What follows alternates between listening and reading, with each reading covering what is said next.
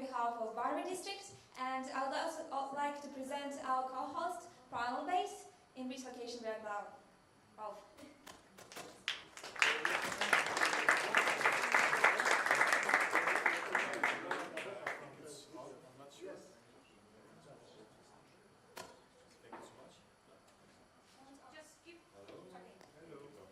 Just a very quick welcome to Primal Base. We opened our location about 38 minutes ago. Very excited. This is our first event here, and you are one of the first to see this building. If you look carefully, you still see a lot of construction work going on, but you have to have a good eye for it. But we didn't want to ruin this opportunity to not host you.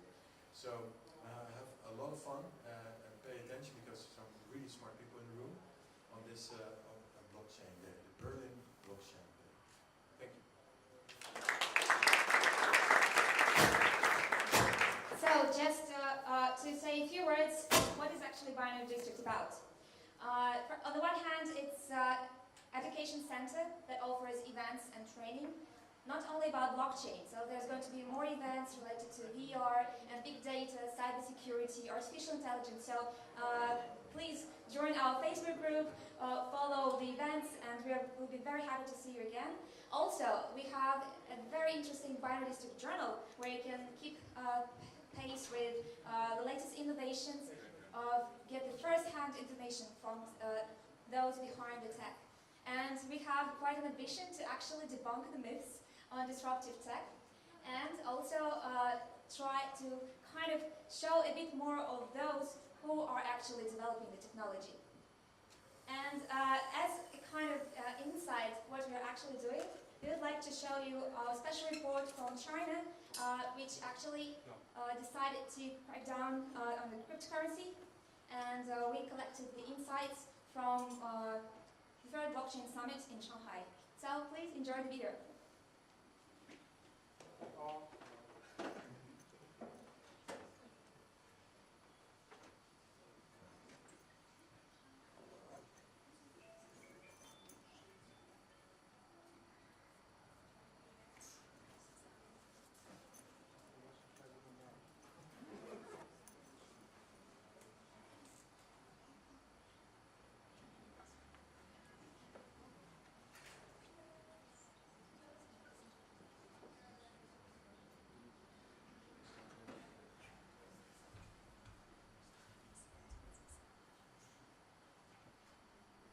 Start again. I don't know why.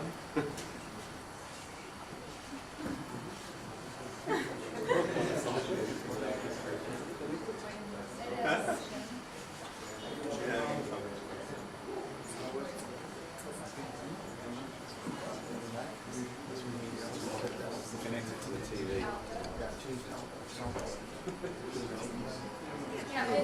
No, the sound's coming through the TV. That means it's coming through the HDMI. To change the app. I just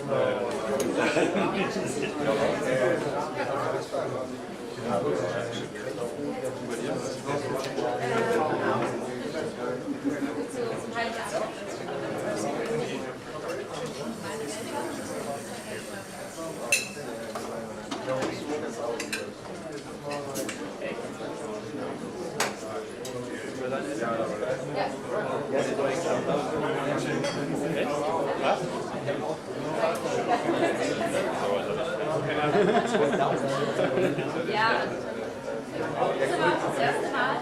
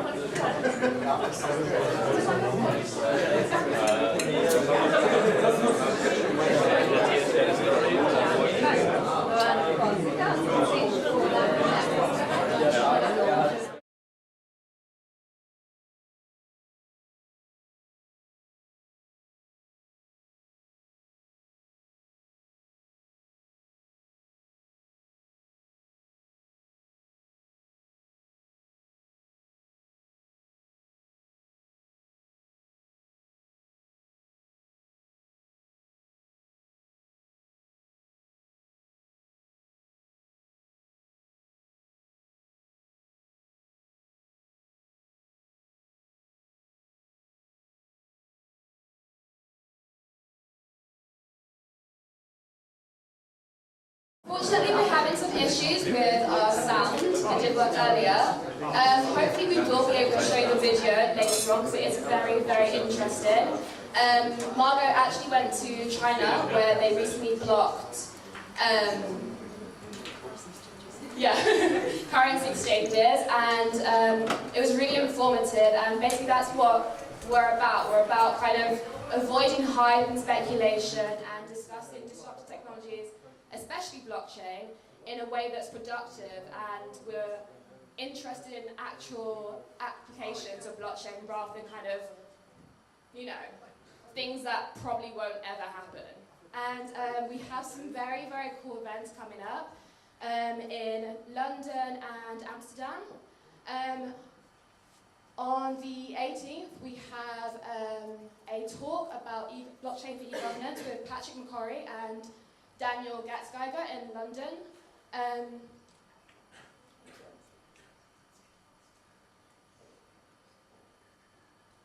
This is going well.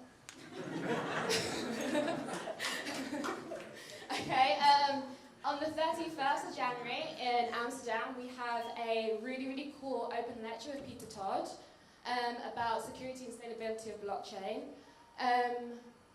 On the 7th of February, we have Zuko Wilcox from Zcash, who's come to talk to us in Moscow. So if anyone feels like flying out to Russia, do that. It'll be good. And on the 15th in London again, we have a really cool talk with Philip Janovic about blockchain for payment processing, specifically OmniLedger. So that should be really, really interesting. And the event that I know I'm most excited about is going to be our Genesis London conference. We've already had 2 Genesis conferences. Both of them were in Moscow, and they were both just really, really great events, really informative, some really, really cool speakers.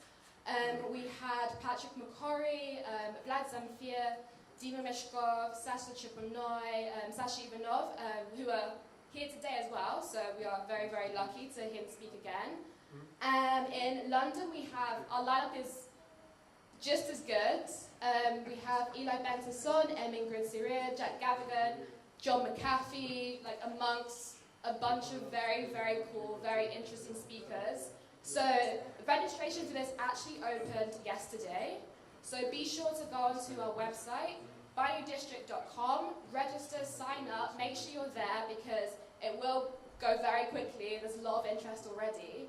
So I really hope to see all of you there at our events. Next up, we have Dima Mishkov, who is going to be talking about Ergo Platform's approach to security and scalability. So if you give him a round of applause.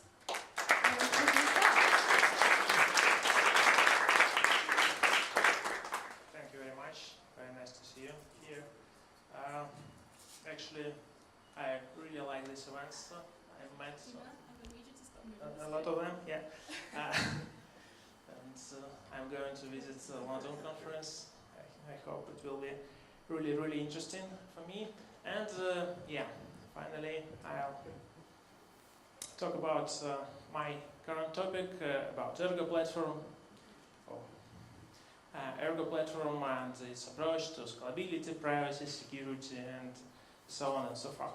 So I'm Dmitry Mishkov. I'm working on Ergo Platform. It's our blockchain, and I'll start with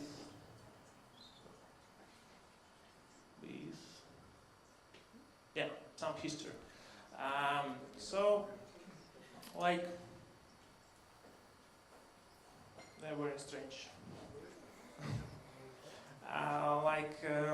2 years ago, or maybe 3 years ago, Alex Supernoy started Scorox framework. It's a framework for blockchain prototyping. So, main idea was to create some prototypes of interesting ideas that exist on the paper, in minds, and to try some stuff in environments close to production, so to create a prototype, real network with some interesting stuff.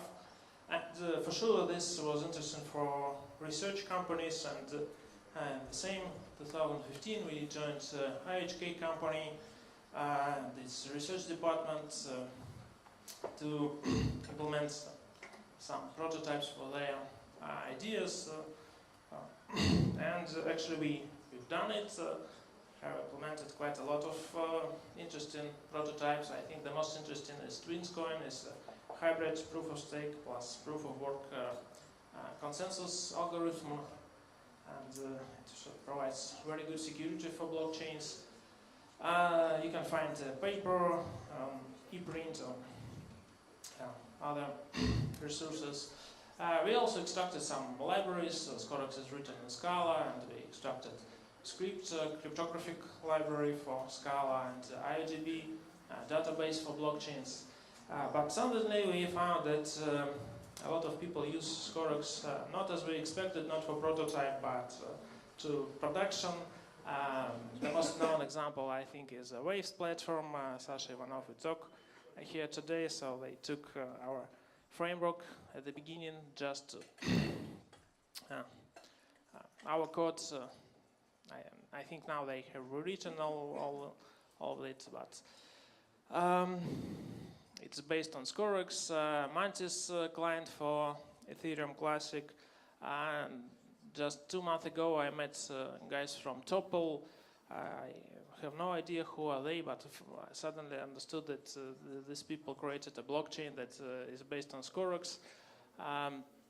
And we decided to create Ergo, our own blockchain.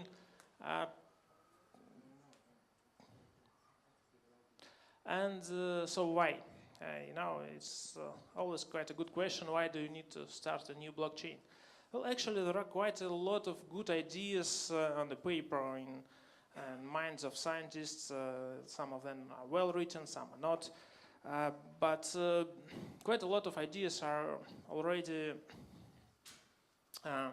written, they're ready to implementation, but it's almost impossible to implement in existing blockchains. So it's very hard to change protocol after the creation.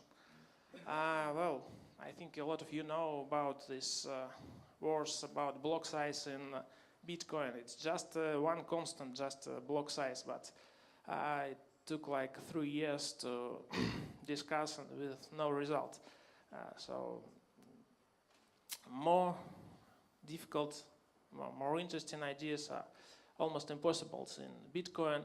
I think quite a good example here is Bitcoin NG protocol that was designed in 2015, more than 2 years ago for Bitcoin, and it's a really good protocol. It has very good reviews and so on, but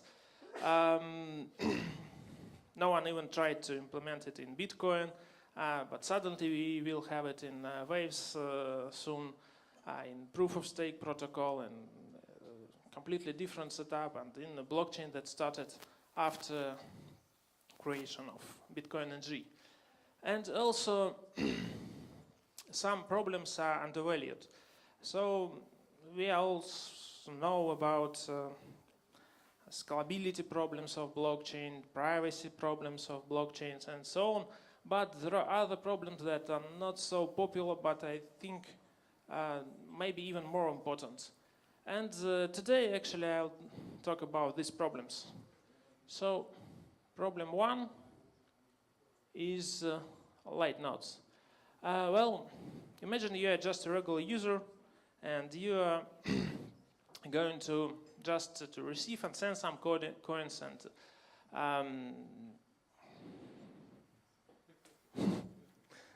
sorry, it's very interesting clicker.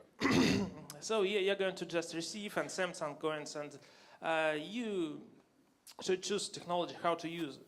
Well, it will be much more easier. So the main way to do it is a full node. It's like, popular topic today, like original view of Satoshi. So every user should run a full node, should be a part of the network, should download the whole blockchain, extract own transactions from it, and send coins, receive coins, and so on. So it's a very good view, it's very secure, but well, now it takes like few weeks to download whole the blockchain for Bitcoin and Ethereum. And it's not user friendly, you know. Yeah, you should download all the blockchain. It's very slow, but it's very secure. It's as secure as blockchain itself, actually. If you know a way how to compromise a full node, your blockchain is not secure at all. But actually now almost nobody uses it because, well, you need a lot of data to download. You need to wait a lot of time just to receive some coins. So full nodes are not for regular users who want just to use coins. The second idea is SPV node. It was also described in the original Bitcoin white paper, and idea is quite beautiful. You can download just headers of blocks, not the whole blockchain, but chain of headers, and check that proof of work is correct, and you trust to majority of proof of work. So they validated transactions, they checked everything. That's quite good, but no. Oh, cool. Yeah, but actually it's not so fast. It's like it will take like hours to start using a blockchain. It's much better than weeks. You can wait a few hours, but it's also not user friendly. You have few ways here. You can download full blocks after wallet creation. Some wallets do this, and extract your own transactions, or you can ask other nodes about your own transactions. But it's not private. So, and actually, SPV node can't validate arbitrary transactions. It can only validate majority of proof of work. The most popular wallets now are web wallets. So just a website, you join it, you click, and you get your coins, you send your coins, and so on. But you should trust to some third party. So the most popular Bitcoin wallet is Blockchain Info. In Ethereum, it's MyEther wallet, and so on and so far. So almost everyone use just web wallets, but these web wallets are not secure. There are good examples of their vulnerabilities. I think a lot of you know about classic Ether wallet. It was compromised, and the attackers have stolen a lot of keys from regular users who visited this website. So if you keep your keys on some third-party website, it can steal your keys for sure. But anyway, even it's not a website, but if you trust to some third party, this third party can steal your keys. It's not decentralized. You can't control your money. When you use blockchain, you want to control your money. So it's the only advantage of blockchain, rather than, you know, classical bank accounts and so on. Our idea in Waves is to create very light, very fast, but decentralized wallet. It's even a bit more secure than SPV node. It's close to full node security, and it should be very fast, like a web wallet. How can we achieve this? Well, just two ideas. I think I'll describe them here. They are already implemented. Well, this one is implemented partially. So first idea is so-called proofs of proof of work with sublinear complexity. Actually, you don't even need to download all the headers chain to start processing transactions to estimate work done. So to choose the best chain, you just need some subset of these headers. Let's see on this example. So imagine we have a headers with some number of bits, 0 bits at the beginning.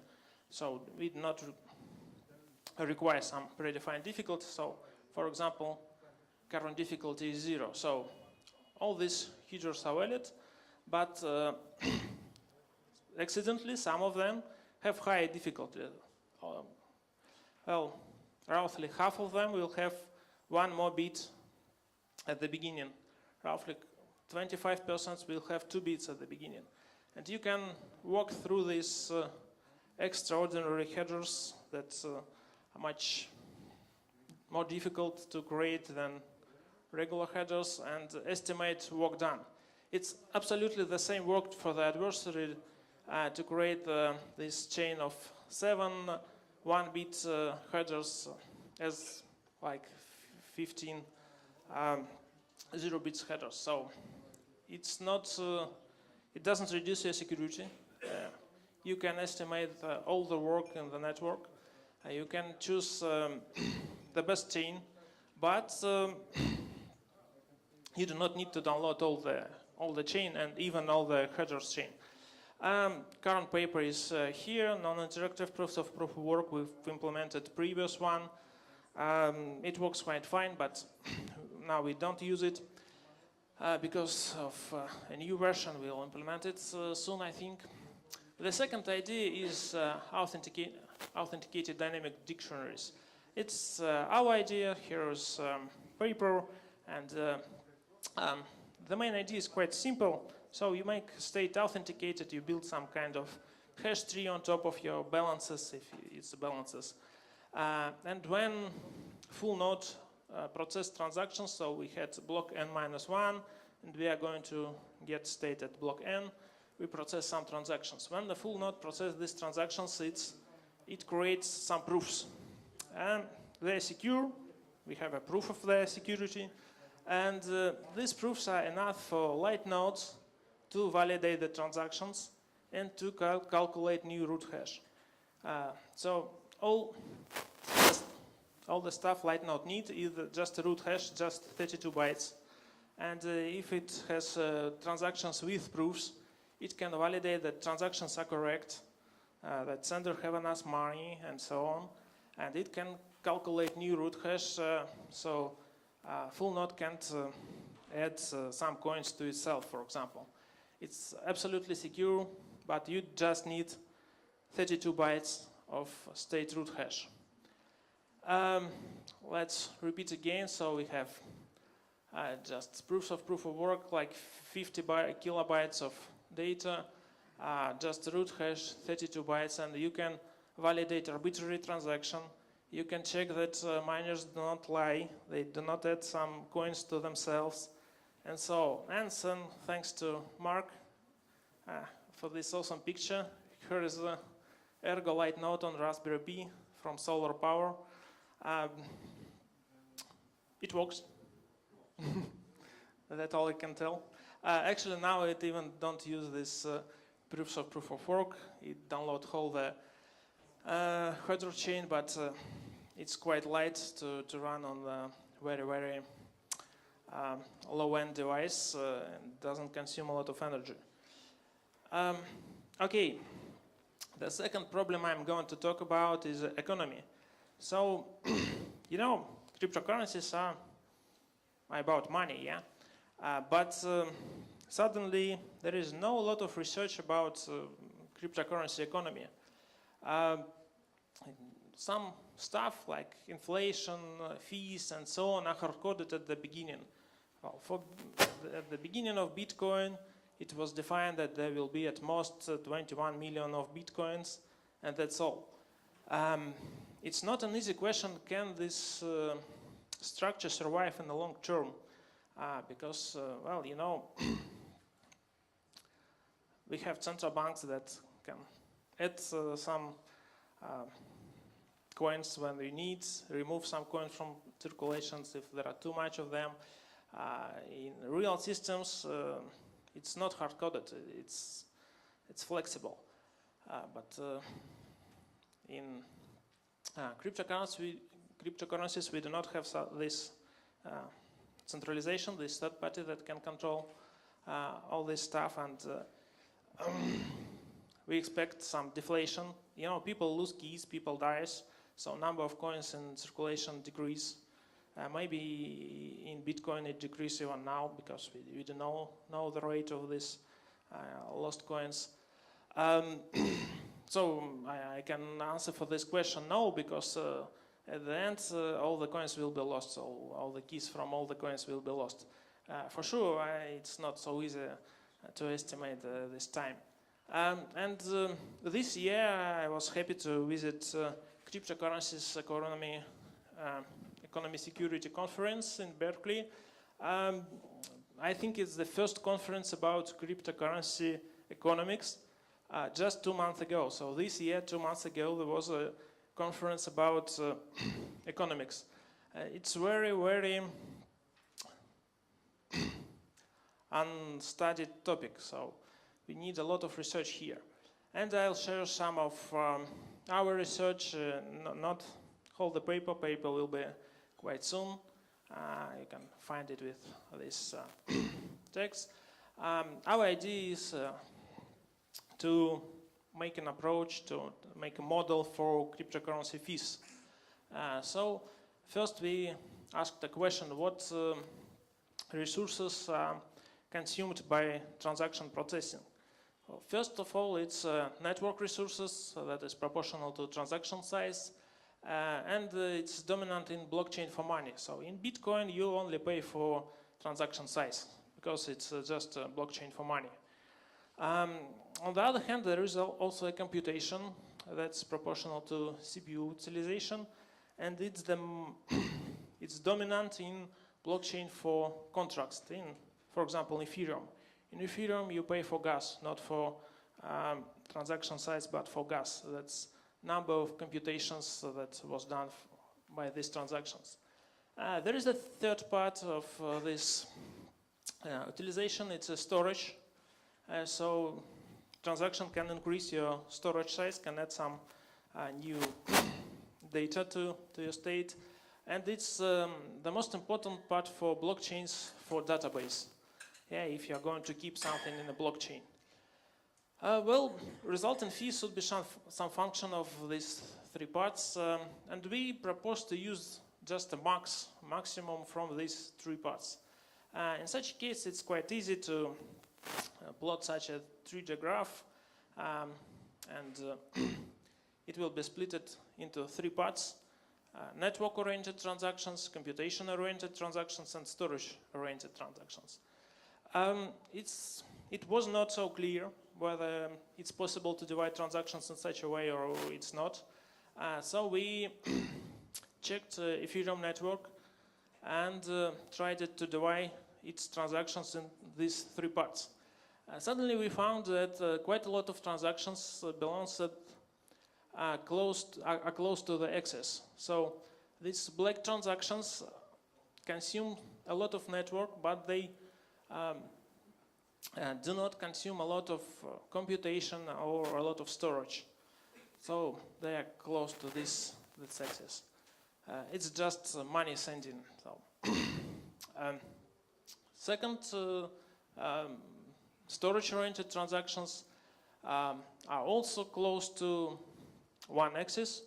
So transactions that insert a lot of data into blockchain do not require a lot of computations, and actually their size is not so big, and so on. So for computation, I can tell the same. So there are transactions that do a lot of computations, but their size is small. They do not increase state size significantly. So all the transactions are close to axis. So note this area is empty.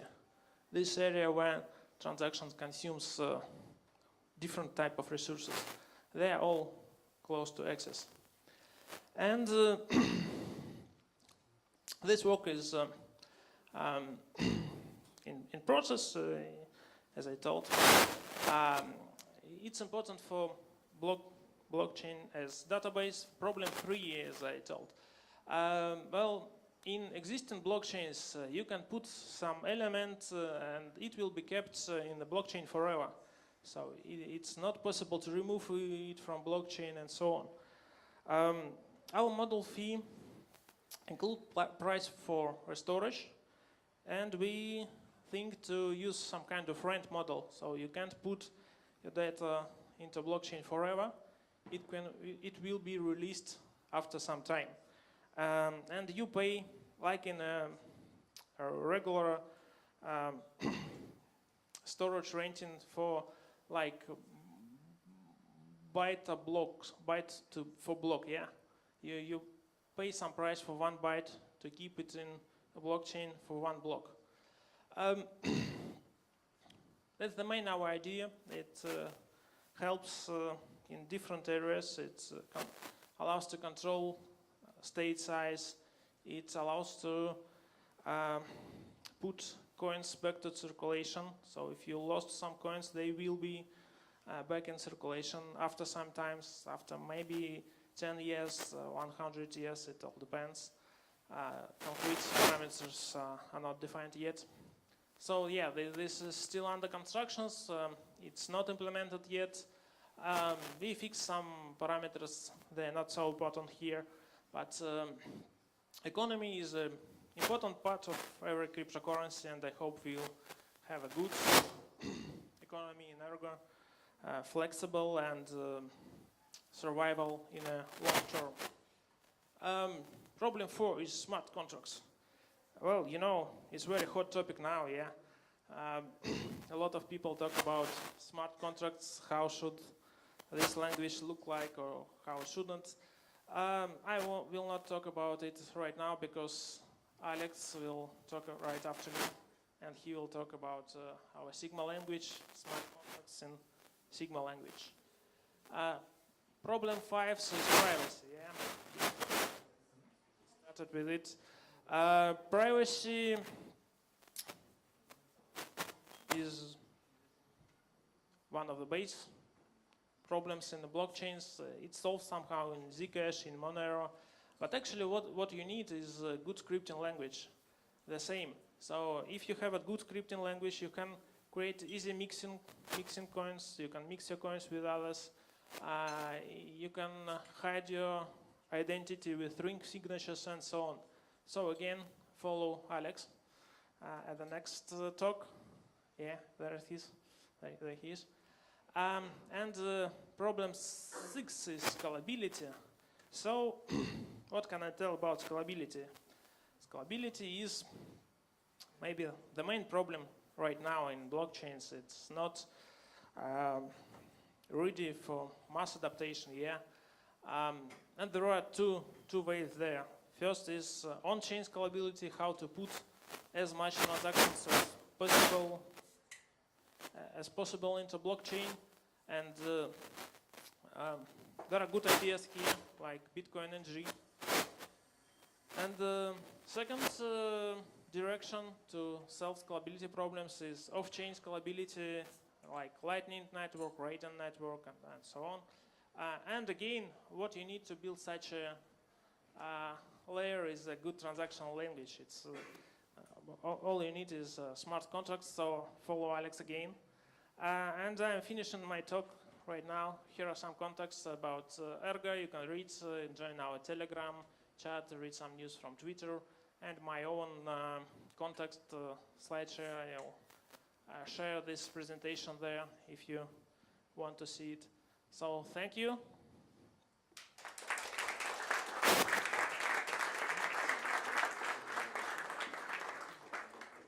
Thank you to Dimitri for that talk.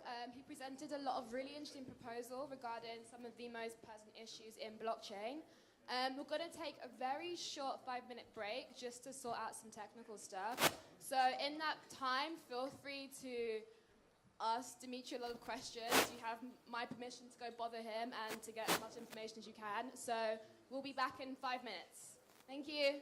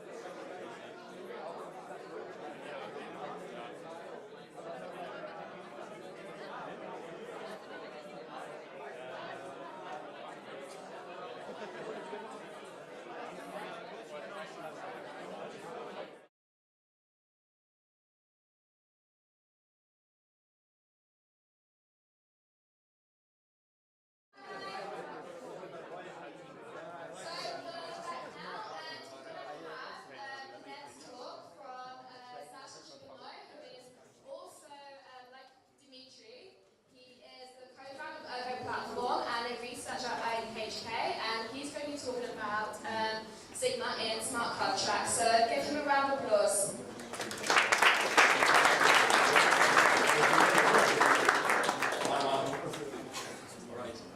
So smart contracts in the Sigma Stay language, maybe the first more or less public introduction of the language, first to you for general public. So I'm Alexander Chebornoy. I'm also working on Ergo platform with Dmitry and some other guys. My pleasure to introduce you here the proposed transactional language for this system. So before Ergo, I worked in IHK research, so I more or less know well what guys are working there about. And before IHK, I worked for some time for NXT. Maybe someone knows NXT. All right, so I proposed back in 2014 even some transactional languages for NXT.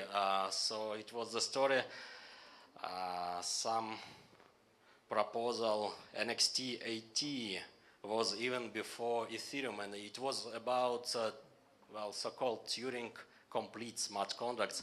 But after some considerations, we have rejected it, and I proposed some other language. So there were few proposals. One come from beyond about well, some language I don't really know about, and mine was about to use some finite state machines. Oh, no, wrong direction, right? It doesn't work. Ah, all right. Oh, works. Perfect. All right, so yeah, so then I have abandoned my own proposal because, well, it was not efficient at all for implementation. So I spent quite a lot of time after to figure out how to build some efficient solutions. And yeah, let me introduce you the idea. So this is not quite about Turing complete stuff like Ethereum. So this is about much better. This is about somewhat superior to Bitcoin script. All right. So the idea behind Bitcoin. Oh no.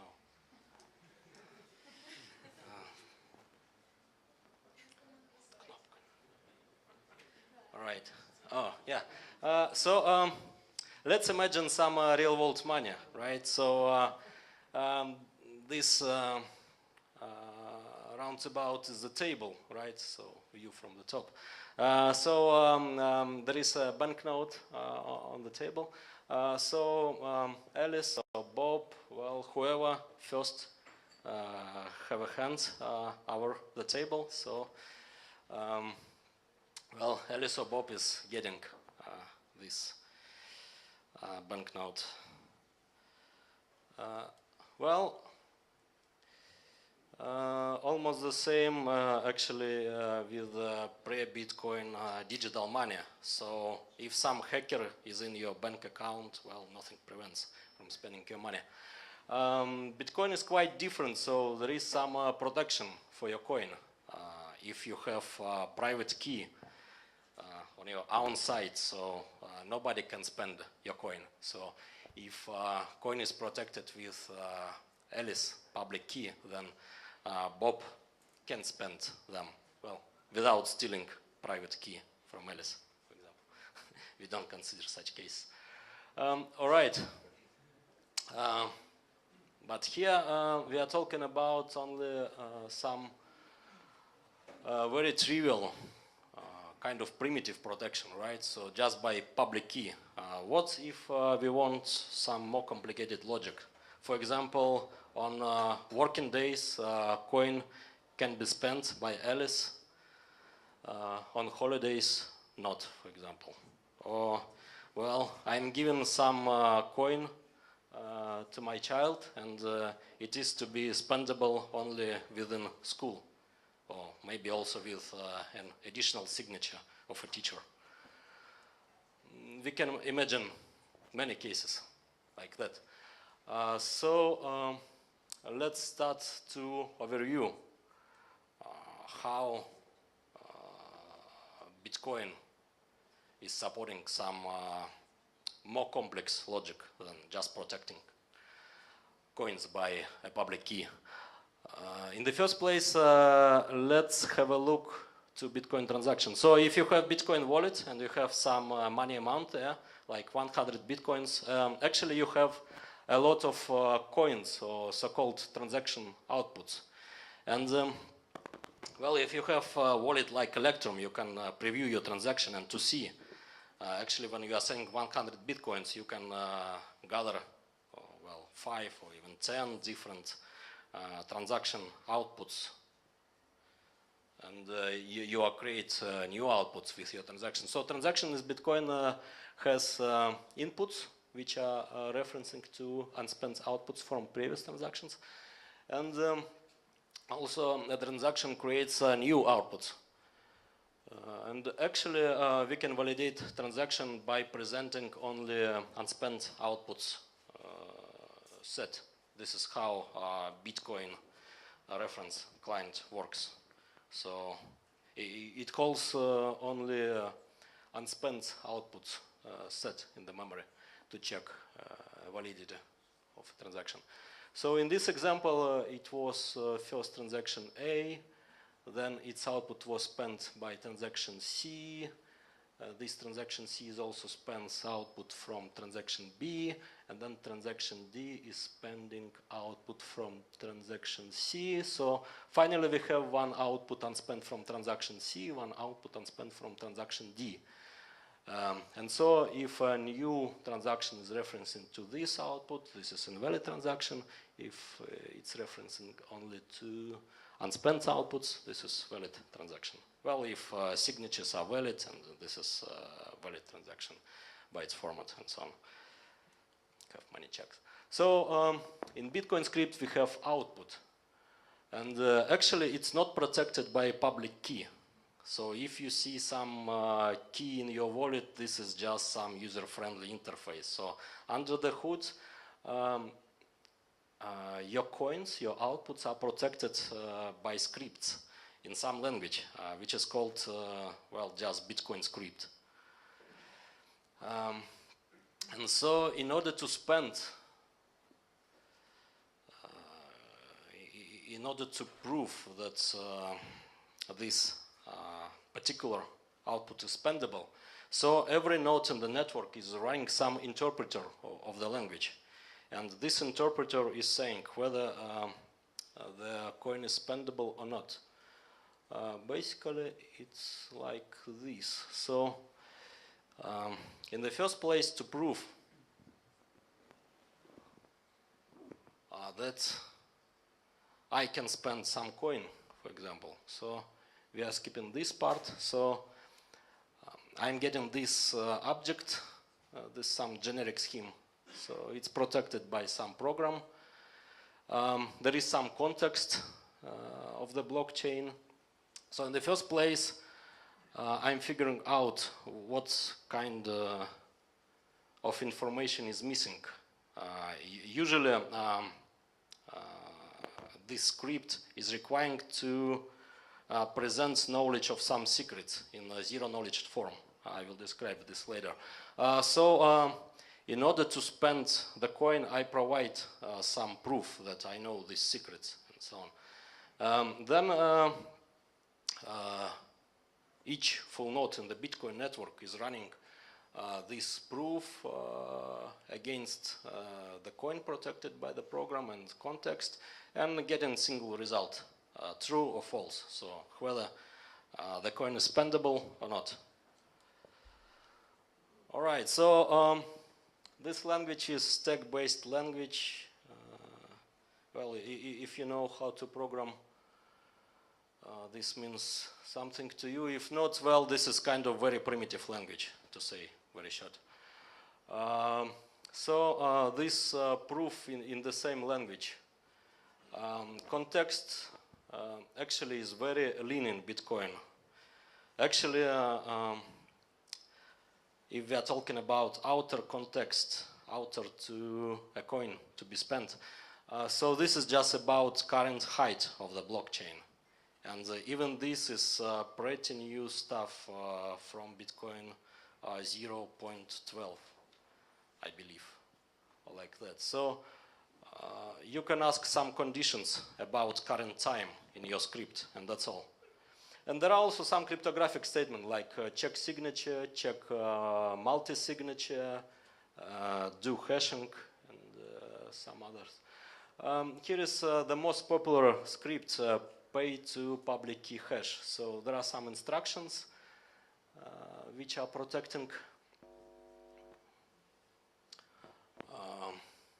an output, and in order to spend this output, a party who is spending, we are calling it the prover, is going to present the script in the same language. But in this case, the script is just about to put two values on top of the stack. So signatures and signature, one signature, and public key. And then interpreter on the verifier side, so inbuilt in every full node, is gluing together this input script. So first input script, then output script, then program is being executed from top to bottom. And output of this interpretation is just single Boolean value, so true if no failure during execution, and the top stack element is non-zero or false. So that's it. So actually all coins in your Bitcoin wallet are protected by this script in 99% cases. Well, again, you don't see it. Wallet is taking care about hiding everything about to be user-friendly. All right, there are some problems with Bitcoin script. So in the first place, cryptographic statements are fixed. So there are some proposals to, for example, add some privacy for Bitcoin by adding ring signatures or threshold signatures. For these new features, hard forks are needed. One particular hard fork you maybe know is Monero, which is adding ring signatures. There are others.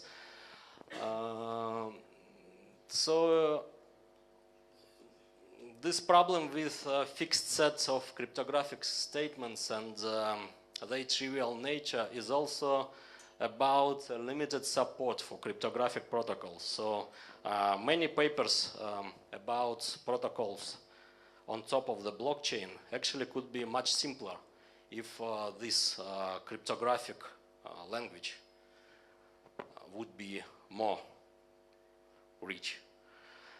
And the language was designed with no any systematic approach. It's even hard to say how it was designed with which goals in mind and so on. So it was somewhere in the 2010. It was made mostly by Satoshi, I believe, but I'm not sure. So the language is very limited, and usually it's computing thinks just about its inputs.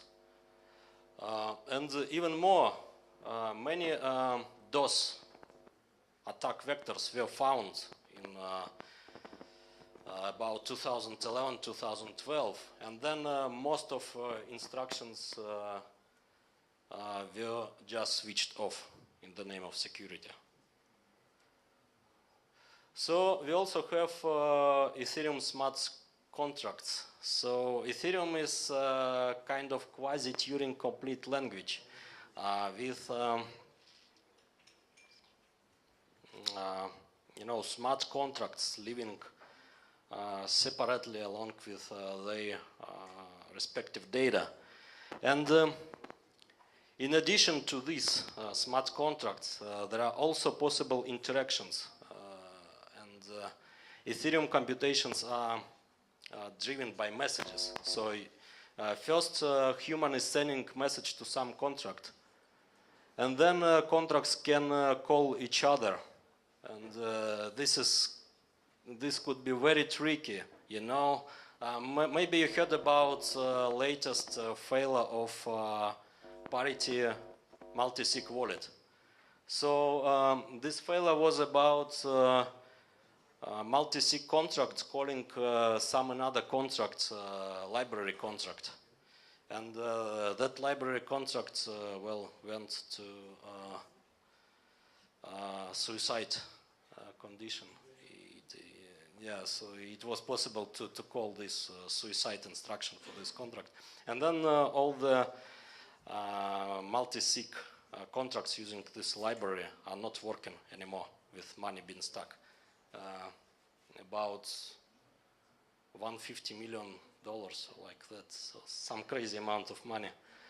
All right, and Ethereum is also well very limited because well, being marketed as decentralized work computer, it's actually more like a replicated programmable calculator.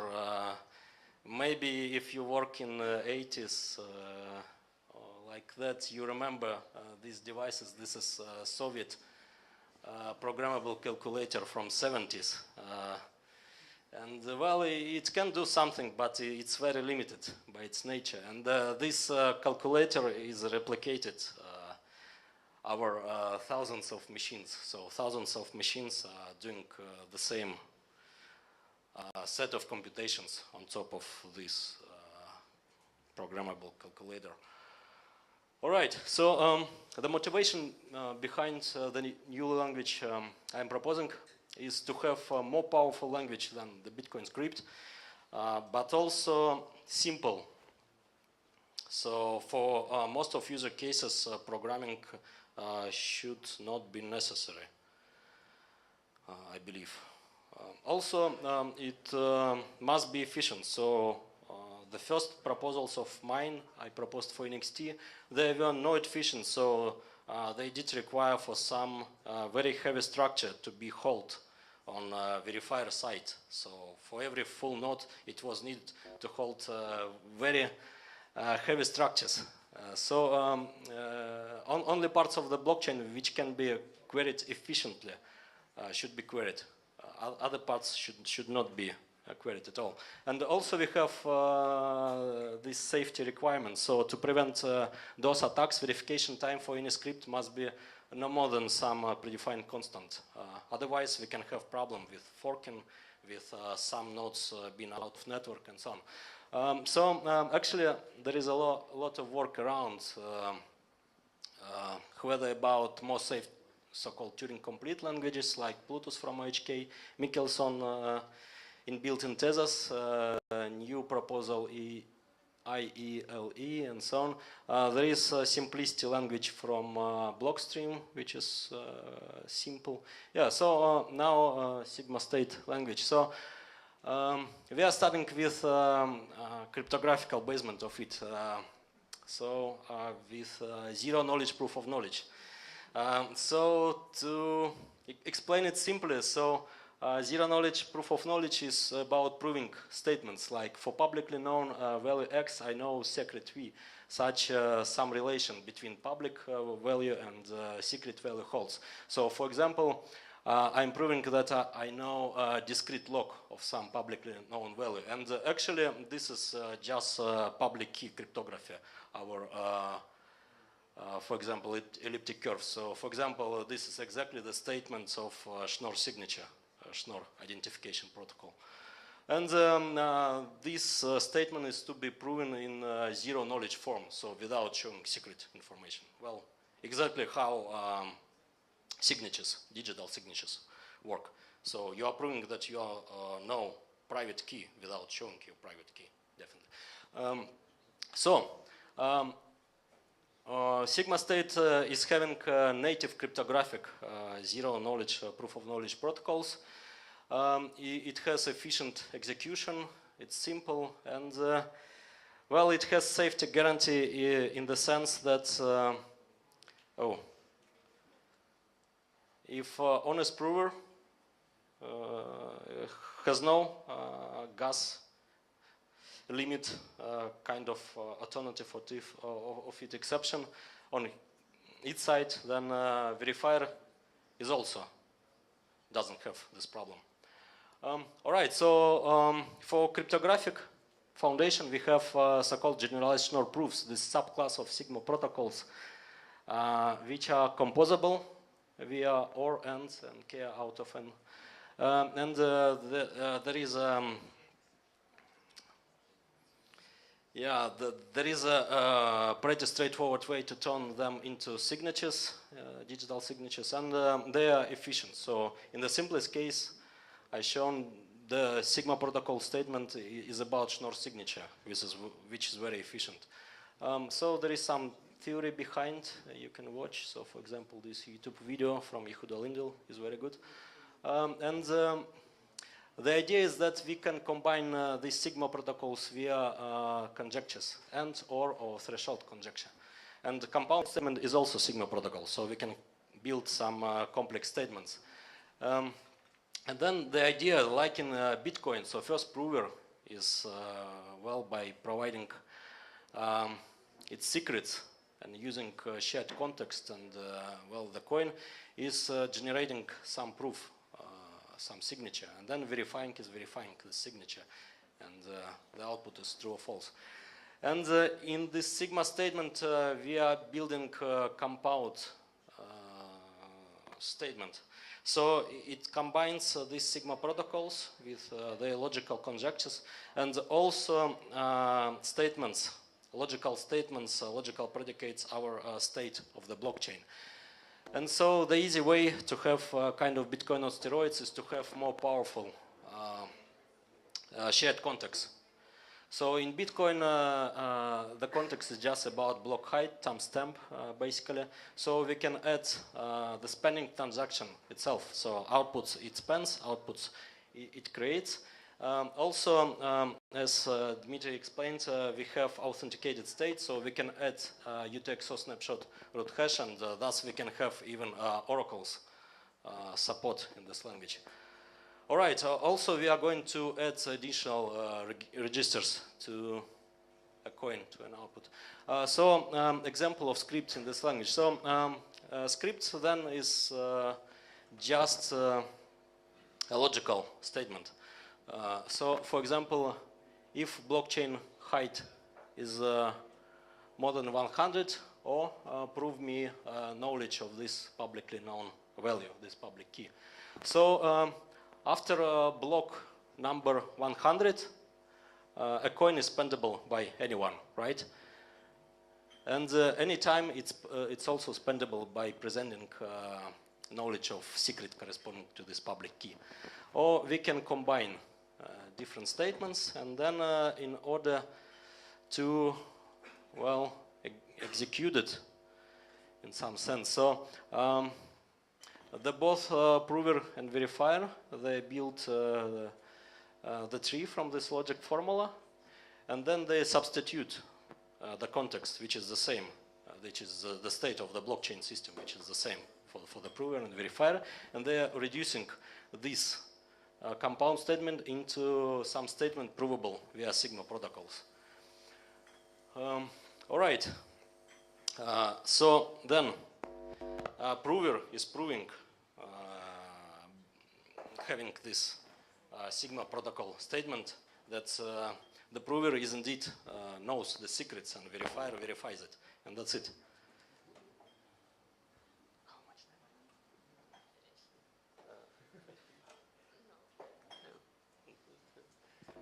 Yes, sorry, I'm kind of out of time. So, yeah, 2 minutes. So, well, by extending context, we can have more than in Bitcoin. So, for example, by adding outputs of the spanning transaction, we can add, we can do some simple crowdfunding script.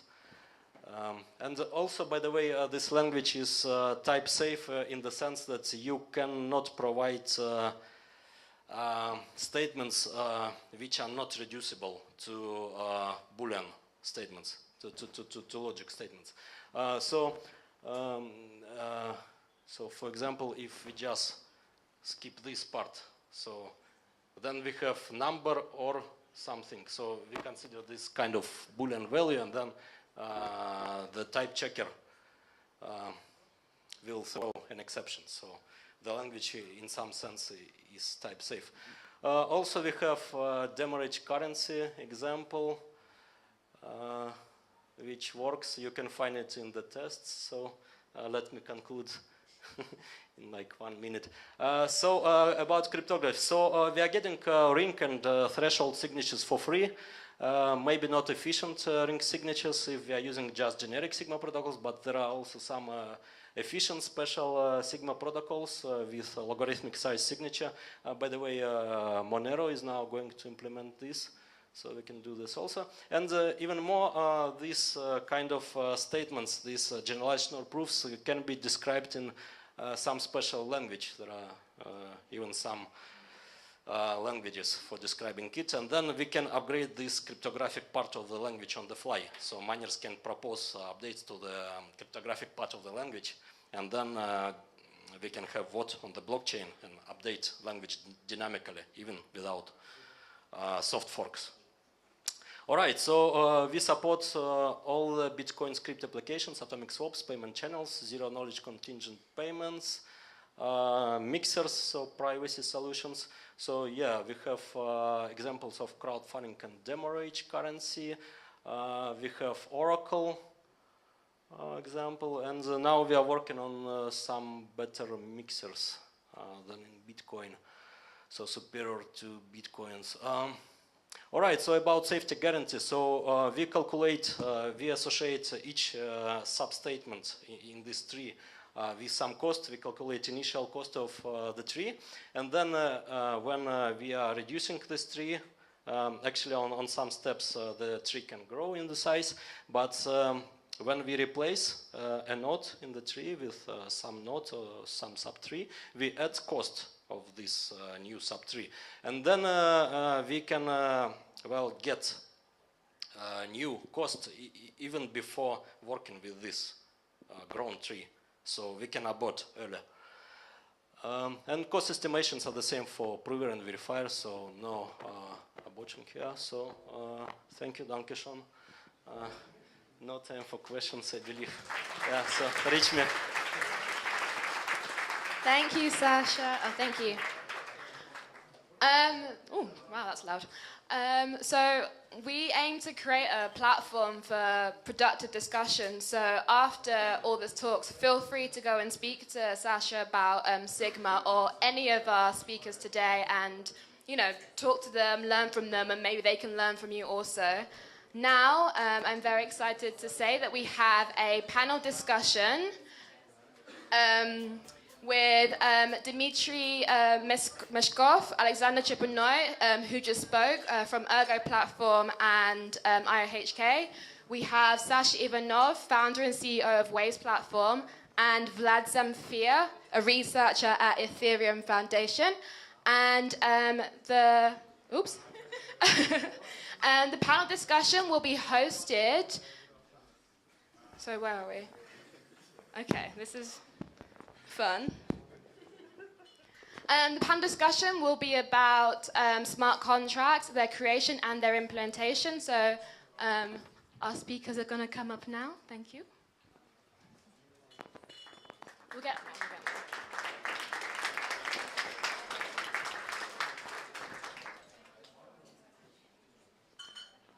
Okay, and now.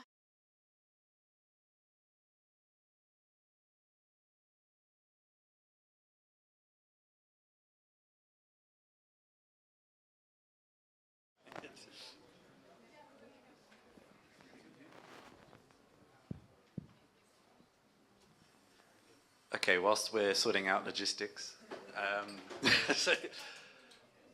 we all got thrown into this a little bit last minute and are probably all very unprepared, but hopefully it will make some sense to everybody. I'd actually be interested in knowing a little bit about the audience first. Who here is more of a developer? Okay, 3 of you. All right, this is a good start. Okay. And who out of those three, or you can be a non-developer developing in smart contracts, who's actually developing smart contracts? Nobody? This is good, actually. And who's interested in developing smart contracts? Okay, that's better. We've got the right mix here then. Good. So my questions are going to be more aimed at those people. So that's good. Cool. We're all here. Great. I think I might subtitle this talk also "Making a White Paper a Reality," somewhat related. So, firstly, let's start. Actually, it came up quite a bit in the last talk, and just in case people aren't sure what it means, what is a Turing complete language? Anyone want to take that? And we'll see how we go with cables here. I have one extra. Oh, there's another mic. Okay. All right. What is a Turing complete language? Who'd like to take that? Sure, yeah. So I mean, I'm not a computer scientist really, but I think I would say that a Turing complete language is one that you can, implement any other language in, or you can implement any other language in the Turing complete one. I don't think it's a great definition, but also you can implement a Turing machine, and using a Turing machine, you can implement that language. Also, there's a kind of equivalence between, in the sense that like you can always express any thing in a Turing complete language in another Turing complete language, and vice versa. I mean, that's all I got. I think it's good definition actually. So, well, Turing complete language is such kind of language where you can implement whatever you want. So, if you have some idea, you can implement it there. Well, I think it's a bit short-term, maybe simplified definition, but you can implement whatever you want. Even if it's some nonsense program like infinite loop and so on, you should be able to implement infinite loops in Turing complete languages. It's one of its definition, yeah. We're going to swap mics around here now. Okay, we'll keep this. You hold on to that for me. Thank you. Okay. So I guess a lot of smart contracts have their own form of standards, and maybe the most popular one or the most common is the ERC20 with the Ethereum smart contract and token standards. Firstly, are there any others, or is that the only one people need to worry about? And what does that actually entail? What does it mean? What does it define? Who would like to take that? Okay, actually, ERC20 is related to Ethereum only, and it's a way to create a token on Ethereum, because you can't create a token on Ethereum without a smart contract. Everything you do on Ethereum is through smart contracts. So you need some type of protocol, some kind of template for token creation. That's what ERC20 is. It's related only to Ethereum. On other smart contracts platforms, you don't have ERC20. Of course, this is the most successful one, but on the other hand, the problem here is you need this contract only for one thing, for token creation. And there are systems, for example, like Waves, BitShares, many others, where tokens are native. Like you create a token as a basic thing on your network. So you don't need a contract to create a token, because tokens are like a basic element of the network. So ERC20 is limited only to Ethereum, and that's why it's like future depends on the future of Ethereum. And what in its case, what does it you can take the question if you like, that's fine.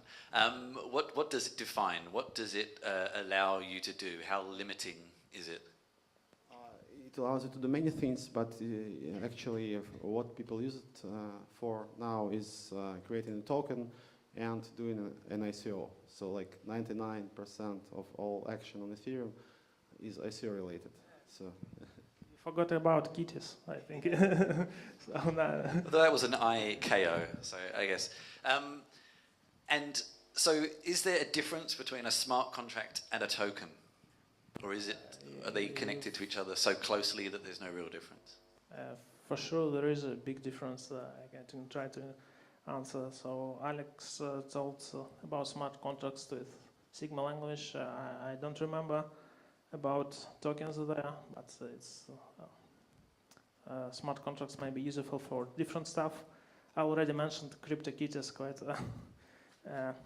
interesting example of smart contracts usage where people spend millions of dollars to give a need to its pet, virtual pet. But actually, no, as Sasha mentioned, there are different languages.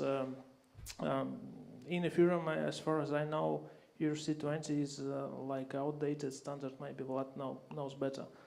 There is a new standard for token creation right now.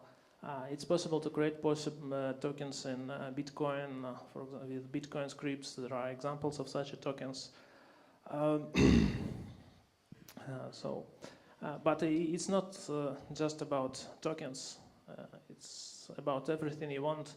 It's about building off-chain protocols on top of blockchain. I'm waiting for Lightning Network. It's quite interesting example. It's about privacy also, about this mixing ideas or ring signatures. Who knows how will people use it in a few years? Nobody knows. I think CryptoKitties example is quite new. I don't think that a lot of people thought about it like half a year ago.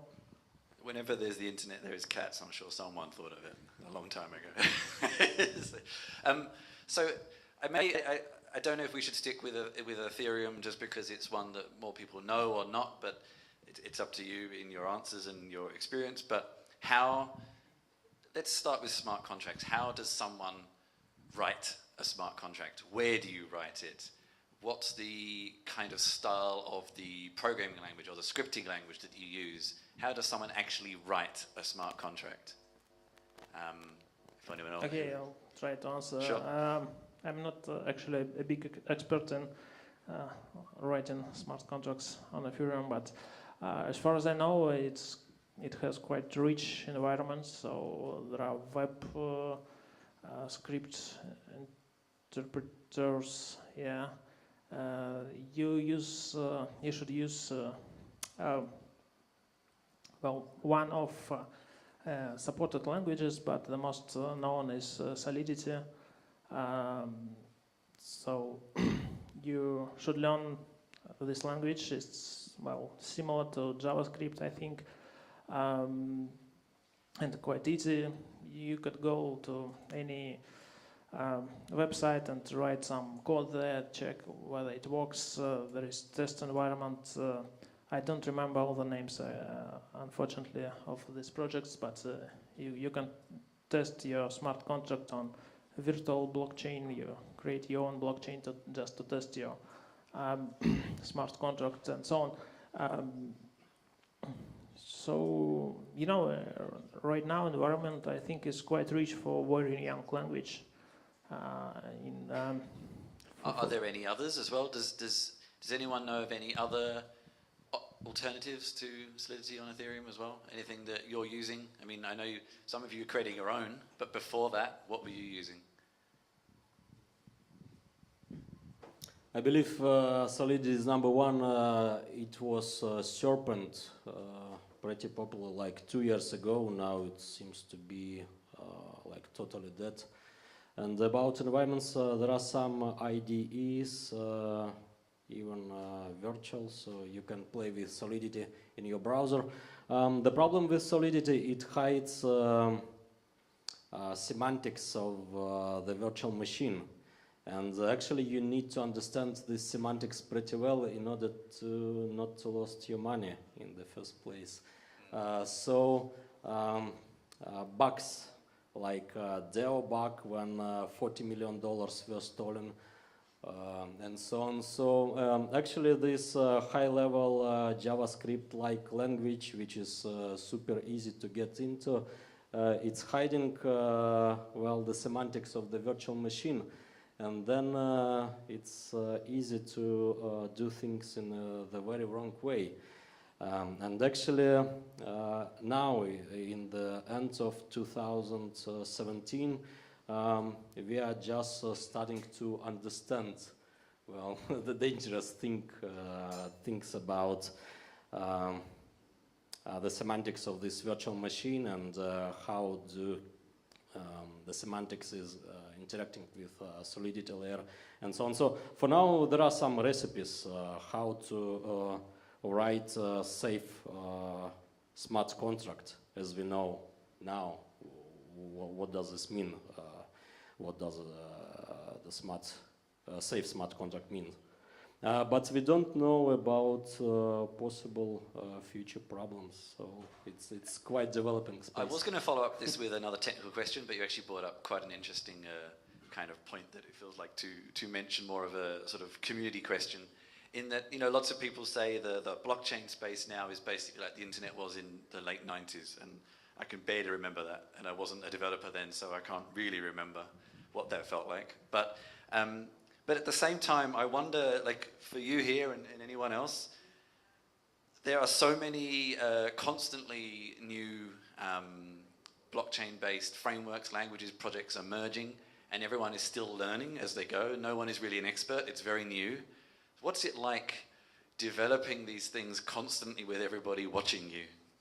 And, you know, like the Ethereum example was a classic example where a developer, I think, actually just made a mistake and all those tokens were lost.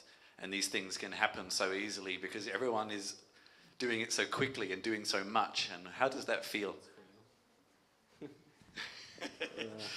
Looks like you want to answer.